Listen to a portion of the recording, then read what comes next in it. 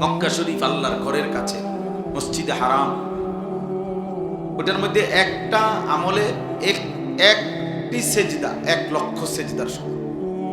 তাহলে নেকি যেমন 1,00,000 অনেক বেশি, তো গুনার শাস্তিও অনেক বেশি, অপরাধের শাস্তিও অনেক বেশি। এই কারণে মসজিদের আজমত, মসজিদের প্রতি সম্মান, আন্তরিকতা প্রত্যেকের ভিতরে থাকা চাই। আমরা আমাদের সমাজে এ ব্যাপারে যত্নবান কম, অনেক যত্নবান। অনেক মসজিদে কিশোর বয়সী ছোট বাচ্চা 14-15 বছর হয়ে গেছে এমন ছেলে পেলেও এত দুষ্টামি করে, এত কথাবার্তা, এত তামাশা মস্কারি ঠাট্টা, দোতলায়, নিচতলায়, বারান্দায় ফাইজলামির একটা আখড়া বানায়। জুমার বয়ান হয়, ইমাম সাহেব বয়ান করে, আর কিছু দুষ্ট ছেলেপেলে আছে পুরাটা টাইম যন্ত্রণা দেয়, কষ্ট দেয়। আহা, অপদার্থ সন্তান জানেও না যে আল্লাহর ঘরের আজমত কি। কেউ তারে কোনোদিন শিখায়ও নাই যে আল্লাহর ঘরের সম্মান কি।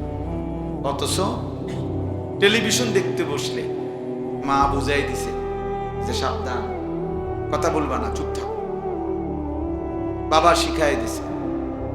টেলিভিশন দেখলে, নর্তকীর নাচ দেখলে চুপ করায় দেয়।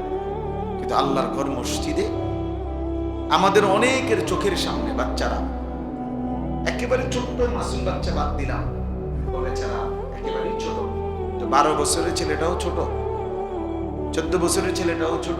তো ওই যে বান্দরামি করে, দুষ্টমি করে, ওই যে একটা শব্দ শুনে না, তো সে শিখবে কোত্থেকে? শিখবে কোত্থেকে? শরীয়তের মাসআলা জানবে কোত্থেকে যদি নাই শুনে? নাই শুনলে আমল করবে কিভাবে? আমল তো তখনই আমল হয় যখন তা ইলম অনুপাতে, কোরআন সুন্নাহর ইলম অনুপাতে হলে সেটা আমল।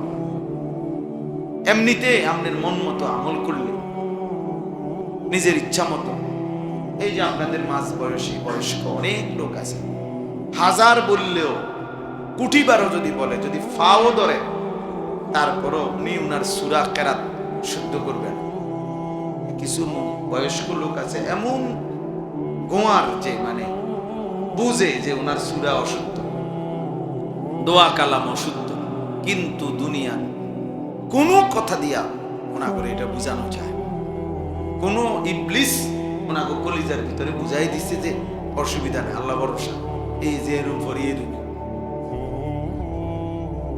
এটা অন্য কেউ বুঝাই দিছে তার কলজে, যে মাইতো না যে হুজুরা কইবই,